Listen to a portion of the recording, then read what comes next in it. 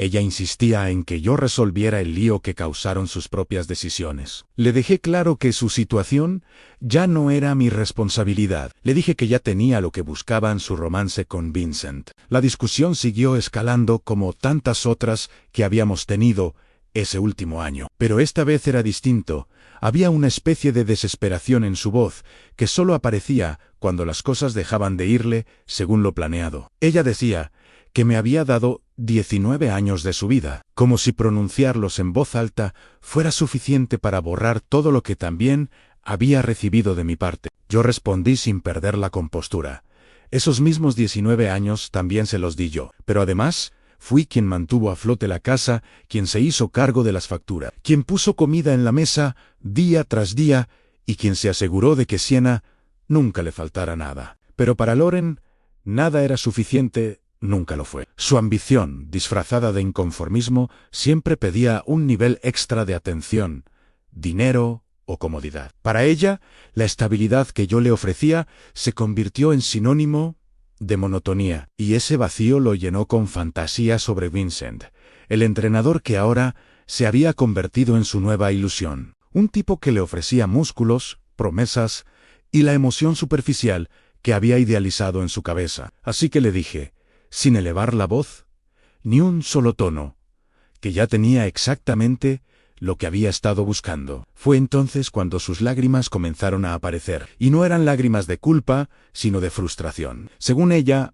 así no debían salir las cosas. Le pregunté cómo exactamente había imaginado que terminaría esta historia. ¿Se suponía que yo debía financiar el inicio de su romance, pagarle los gastos mientras se mudaba con su novio, y vivía en su versión distorsionada del felices para siempre? Le expliqué, con palabras duras pero sinceras, que la vida no funcionaba como los guiones de sus fantasías. En la vida real existen decisiones, y después existen consecuencias. Y entonces, en un giro que ya había escuchado antes, mencionó que Brian Cole decía que yo estaba infringiendo la ley y ocultando bienes. Lo dijo como si ella tuviera en su mano una carta ganadora. Yo, sin dudarlo, respondí que Samuel Rosen, abogado con experiencia real, no alguien que habla sin fundamentos, ya había revisado todo y asegurado que no había absolutamente nada fuera de lugar. Sinceramente, prefería 1000 veces el criterio de Samuel que la opinión improvisada de Brian Cole, que apenas entendía de procesos legales. En medio de esa tensión, apareció Marisol caminando por el sendero de entrada. «Lauren, vámonos», dijo con voz firme. «Él no va a darte lo que quieres». Lauren parecía partida en dos. Limpió sus lágrimas con la mano temblorosa y me miró preguntando qué debía hacer ahora, como si yo fuera aún responsable de su futuro. «Tú sabrás», respondí. «Esto ya no es parte de mi vida. Y no soy cruel. Tan solo termina». Esa es la diferencia. Marisol la tomó del brazo y la acompañó hacia el coche. Justo antes de entrar Lauren se giró por última vez. «Te vas a arrepentir», amenazó, intentando recuperar una autoridad que ya había perdido. «Lo dudo mucho», respondí. Se marcharon sin más. Esa misma noche, Samuel me llamó para informarme que Brian había presentado una moción de emergencia solicitando manutención temporal. La audiencia sería el martes siguiente a las 2 am. Preguntó si estaba disponible. Le dije que sí, sin dudar. «Tráeme toda la documentación posible», añadió. «Van a intentar argumentar que ella no tiene forma de mantenerse sola, pero vamos a demostrar lo contrario. Está perfectamente capacitada para trabajar a tiempo completo, sin olvidar lo del novio, Ann». «Entiendo», respondí. «Esto debería ser rápido». Faltaba exactamente una semana para la audiencia. Ya habían pasado 10 semanas desde aquella fiesta de retiro donde todo explotó. Lauren comenzaba, al fin, a entender lo que quise decir, cuando le susurré que no tenía idea de lo que estaba provocando. Su caída estaba empezando. La audiencia duró apenas 35 minutos, pero bastó para derrumbar cada argumento de Brian. La sala era pequeña, con olor a papeles envejecidos y productos de limpieza baratos. Brian habló durante 10 minutos seguidos, repitiendo el discurso típico que Lauren no tenía ingresos, que no tenía dónde vivir, que había sacrificado su carrera por el matrimonio. Era el mismo libreto reciclado de siempre. Samuel tomó la palabra con precisión quirúrgica. Mostró el historial laboral de Lauren, donde quedaba claro que había elegido trabajar solo medio tiempo por decisión propia. Luego presentó los 4.600 que ya había retirado de la cuenta conjunta sin consultarme. Y finalmente, los mensajes entre ella y Vincent discutiendo cómo iban a repartirse mi dinero cuando la vida nueva comenzara. La jueza, una mujer en sus 60 con cabello plateado y expresión sagaz, leyó los documentos sin mostrar emoción. Tenía ese gesto típico de alguien que ya había visto todos los trucos posibles de divorcios llenos de manipulaciones. Cuando Brian terminó, la jueza se dirigió directamente a Lauren. Le preguntó si había planeado el divorcio mientras seguía viviendo en mi casa y organizando su vida con su novio. Lauren intentó justificarse, pero la jueza la cortó sin piedad. Luego le preguntó si era capaz de trabajar tiempo completo. Lauren dijo que sí, pero enseguida empezó a hablar de su edad, del mercado laboral y de excusas que no convencían a nadie. Fue un error fatal. La jueza explicó que los mensajes mostraban un intento claro de fraude por parte de Lauren. La moción de manutención quedó denegada. Cuando salimos, vi a Lauren y su abogada, derrotadas. Brian ya estaba al teléfono, seguramente buscando su siguiente caso. Lauren, en cambio, parecía perdida, mirando el estacionamiento como si esperara despertar de una pesadilla. Pasé a su lado sin detenerme. Ann Samuel me alcanzó. Salió mejor de lo esperado, comentó. Ahora seguro querrá evitar más vergüenza y ofrecer un acuerdo. Estoy dispuesto a escuchar algo razonable, respondí. Luego me soltó la noticia que sinceramente me causó una carcajada interna. Vincent había desaparecido. Bloqueó a Lauren, eliminó sus redes y hasta renunció al gimnasio. El día después de que ella fuera a buscarlo, el tipo se evaporó. ¡Qué sorpresa!, dije con ironía. Un entrenador de 34 años que esperaba vivir de la plata del divorcio. Era cuestión de tiempo. Volví a casa sintiéndome más liviano que en meses. Algunas cosas se acomodan solas. 2 semanas después, Brian llamó a Samuel con una oferta. Lauren quería quedarse con el resto de la cuenta conjunta. Su coche, sus cosas personales y $350, cero de mis ahorros, como pago único. Sin casa, sin manutención continua, sin más reclamos. Samuel me pidió opinión. ¿Quiere 3.500? Dije, ofrécele 2.000 en pago único. Final. No le va a gustar, advirtió, pues que lo lleve a juicio. Ya sufrió una derrota frente a la jueza. Dudo que quiera repetirlo. 1 hora después, Samuel llamó para decir que había aceptado. Según él, Lauren lloró firmando, diciendo entre sollozos que yo le había arruinado la vida. También mencionó que había comenzado a buscar trabajos de jornada completa. Llevaba 3 entrevistas sin resultados. La realidad suele golpear sin aviso. El divorcio quedó finalizado un jueves y yo no asistí. Samuel se encargó de todo. Ese mismo día transferí los $200 cero y confirmé que no había más reclamaciones. Esa noche preparé un buen corte de carne y me senté en el porche trasero. Buscaba simplemente respirar en silencio, sentir que por primera vez en mucho tiempo mi vida volvía a pertenecerme sin condiciones.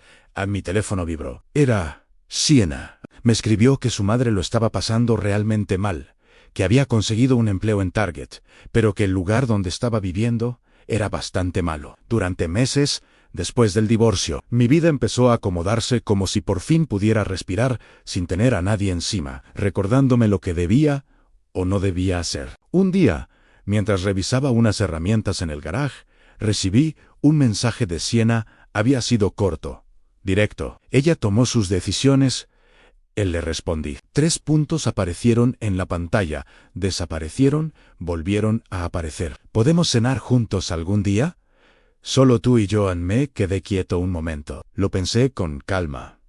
Está bien, el sábado por la noche hago algo a la parrilla. Gracias, papá. Apagué el teléfono. Sentí, por primera vez en mucho tiempo, que todo empezaba a sentarse. Era momento de averiguar cómo se veía la vida del otro lado de todo aquello. 2 meses después de que la firma del juzgado cerrara oficialmente el capítulo de mi matrimonio con Lauren, la rutina había adquirido un ritmo propio. Sienna venía a cenar conmigo sábado por medio. Rara vez mencionábamos a su madre. En lugar de eso, hablábamos de sus planes para estudiar en un colegio comunitario, de su trabajo en una tienda minorista y de la sorpresa que se había llevado al descubrir que vivir cuesta dinero de verdad. Me alegraba verla pagar su seguro puntualmente, encargarse de su tarjeta de crédito sin que alguien la persiguiera, aprender a manejarse sola. Una tarde llegó más temprano de lo habitual. Yo estaba inclinado sobre el motor de mi camioneta cuando la vi entrar y sentarse en mi banco de trabajo. «Mamá está saliendo con alguien», soltó sin rodeos. «Fue rápido, no es Mayo R y tiene dinero. Según dijo, lo conoció en Target». «Bueno, me alegro por ella», respondí mientras ajustaba una pieza. Sienna tomó un trapo lleno de grasa y lo dobló con nerviosismo. También me pidió dinero para el depósito de su nuevo apartamento. Levanté la vista y fijé los ojos en los de mi hija Nonella. «Tomó sus decisiones igual que tú estás tomando las tuyas. Intentó llevarse todo lo que era tuyo también. No voy a ayudarla a repetir la historia». Volví al motor. «Bien», murmuró ella. «Ahora está enojada conmigo. ¿Se le pasará o no?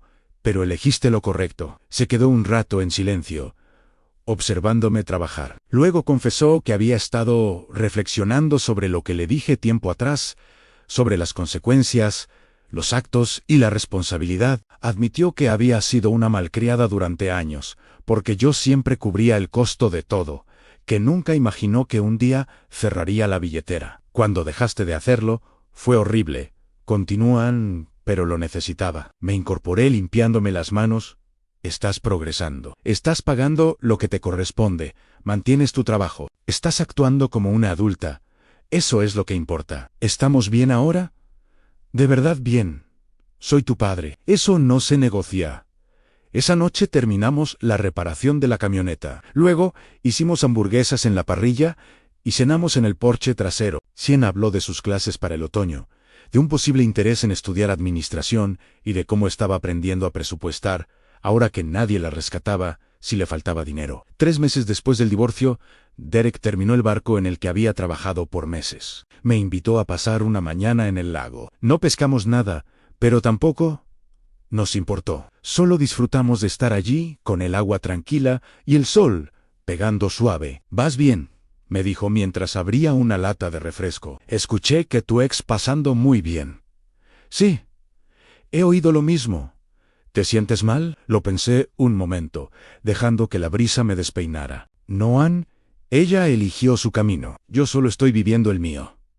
Derek sonrió en buena respuesta. 4 meses después, me crucé con Lauren en el supermercado. La encontré en el pasillo de congelados, llenando su carro con comidas económicas. Cuando me vio, ya era tarde para escabullirme. «Anthony», dijo, como si al pronunciar mi nombre invocara una versión antigua de mí. «¿Te ves bien? Parece que estás estable». «Lo estoy», respondí. Me comentó que Sienna le contó que cenábamos juntos cada 2 semanas. «Eso es bueno», añadió. «Necesita a su padre». «Sí, lo necesitan». Loren bajó la mirada hacia su carro de compras. Me relató que estaba sobreviviendo. El empleo en Target no era su sueño, pero pagaba las cuentas. Su novio, Bradley, estaba ayudándola a buscar un apartamento mejor. «Bien por ti», le dije. Entonces inhaló profundo, como si reconociera que había pasado demasiado tiempo sin hacerse responsable de nada. «Me equivoqué en muchas cosas. Sobre Vincent, sobre el dinero, sobre cómo pensaba que sería el divorcio. Creí que ibas a ceder como siempre. Pensé que me dejarías tomar lo que quisiera, como antes». La miré con calma. «Antes de que me entregaras los papeles en mi fiesta de jubilación, ¿no?». Esa frase cayó como una piedra entre nosotros. Loren asintió derrotada. «Lo sé. Lo veo ahora». Tomé la bolsa de verduras congeladas por la que había ido. «Tengo que irme, Anthony». «¿Qué?». «Lo siento por cómo lo hice. No por separarnos. Creo que ambos lo necesitábamos. Pero lamento haberlo hecho en la fiesta. Y que Sienna celebrara, y todo lo demás». «Aprecio que lo digas». «Estamos bien», negué con suavidad. «Ya no somos nada, Loren, pero tampoco somos enemigos. Eso es lo máximo que puedo ofrecer».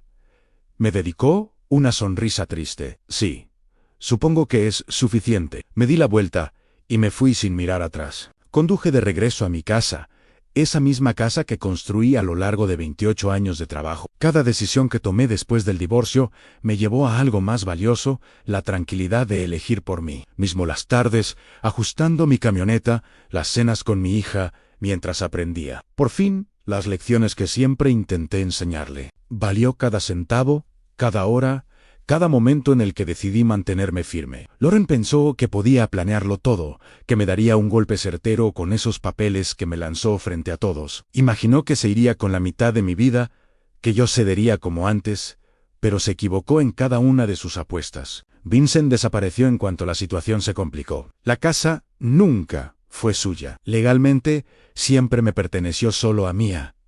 Los que ella daba por seguros terminaron siendo apenas 2001.